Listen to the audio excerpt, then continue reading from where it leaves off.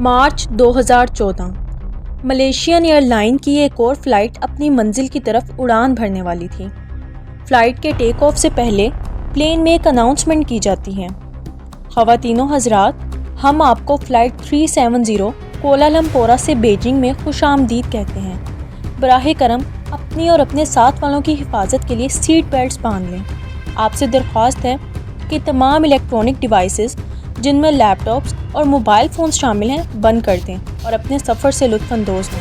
Flight 370 में एक बार फिर से आप सबको खुशामदीद। फ़्लाइट 370 जो कि 239 अफराद का मजमुआ थी, जिनमें 2 पायलट्स, 12 कैबिन क्रू मेंबर्स और 227 पैसेंजर्स शामिल थे। हिडन ट्रुथ्स की वीडियोस में खुशामदीद। दोस्तों, आपने उस मलेशियन फ़्लाइट 370 के बारे में कहीं ना कहीं तो ज़रूर सुना होगा, जो अपने साथ साथ 239 ज़िंदगियों को एक राज बनाकर चली गई। फ़्लाइट 370 की मिस्ट्री सॉल्व हो गई या अभी तक एक मिस्ट्री ही है, ये जानने के लिए वीडियो के एंड तक बने रहें। रात 12:42 पर परवाज़ करने वाली ये फ़्लाइट अपने टेक ऑफ के 1 घंटे के बाद तक बिल्कुल सही रूट पर चल रही थी, यानी कि साउथ चाइना सी के ऊपर से गुजर रही थी। वहाँ पर अप्रॉक्सीमेटली 35,000 फीट का एल्टीट्यूड गेन करने के बाद ये जापानीज़ एयर स्पेस में दाखिल होना शुरू हुई। इस पॉइंट पर एयर स्पेस कंट्रोल का कैप्टन फ़्लाइट के पायलट को इंस्ट्रक्ट करता है कि वो एयर ट्रैफिक कंट्रोल को सिग्नल ट्रांसमिट करे। ये इस फ्लाइट से सुनाई देने वाली आखिरी आवाज़ थी। इस सिग्नल के ठीक 1 मिनट 43 सेकंड्स के बाद फ़्लाइट 370 कोलालमपुर की रेडार स्क्रीन से गायब हो गई। एक रेडार किसी भी क्राफ्ट को उस वक्त तक ट्रैक कर सकता है जब तक उस प्लेन के आगे लगे दोनों ट्रांसपोंडर्स में से एक या दोनों सिग्नल्स ट्रांसमिट कर रहे हों या सेंड कर रहे हों। इस फ्लाइट के केस में भी 2 ही वजूहात की वजह से ये रेडार स्क्रीन से गायब होता हुआ नज़र आया होगा। उसके ट्रांसपोंडर्स काम करना बंद कर गए होंगे या उसके ट्रांसपोंडर्स को जानबूझकर मैन्युअली बंद कर दिया गया होगा। फ़्लाइट 370 के रेडार स्क्रीन से गायब होने के बाद फ़्लाइट एयरलाइंस में खलबली मच गई। जापानीज़ एयर स्पेस की रिक्वेस्ट के बाद एक पायलट ने अपनी अलग फ़्लाइट में एयर डिस्ट्रेस सिग्नल्स की मदद से फ़्लाइट 370 से कांटेक्ट करने की कोशिश की। उनका कहना था कि वो राब्ता करने में कामयाब भी हो गए थे, लेकिन उनको कुछ क्लियर सुनाई नहीं दिया। जो कुछ उनको महसूस हुआ वो सिर्फ बादलों का साफ़ होना और तूफ़ान का ना होना था। मौसम की इतनी बेहतरीन सूरत हाल के बावजूद फ़्लाइट 370 का गायब हो जाना किसी तफ्शीशनाक बात से कम नहीं था।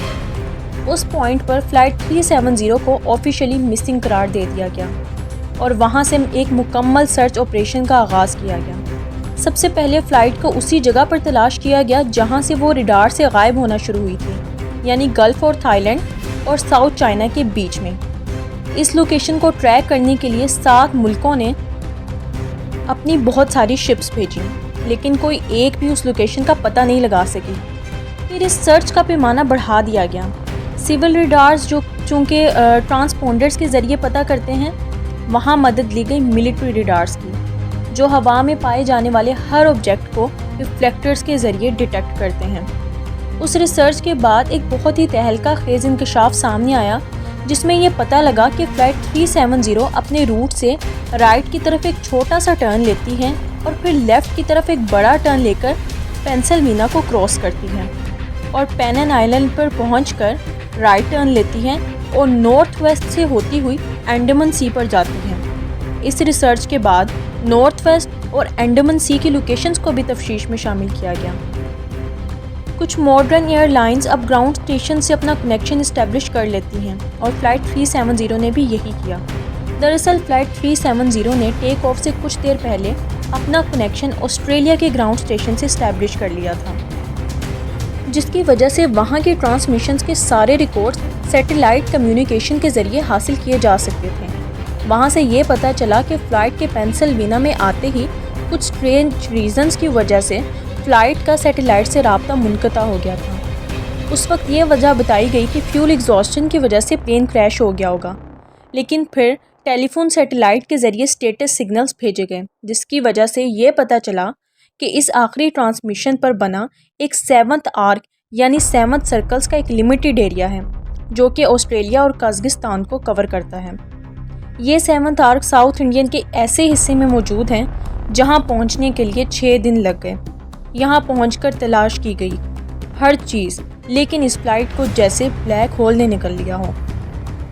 फिर जुलाई 2015 में एक ऐसी खबर आई जिससे सुनने के लिए सब बेताब थे। मेडागास्कर के करीब आइलैंड ऑफ रीयूनियन पर फ्लाइट का एक मेटालिक पार्ट देखा गया, जिसकी बाद में तस्दीक भी कर दी गई कि यह फ़्लाइट 370 से मुंसलिक है।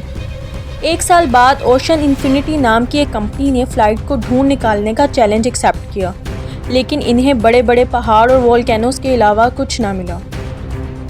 और इस तरह फ़्लाइट 370 की मिस्ट्री आज तक एक मिस्ट्री बन के रह चुकी है, जिसे कोई हल नहीं कर सका।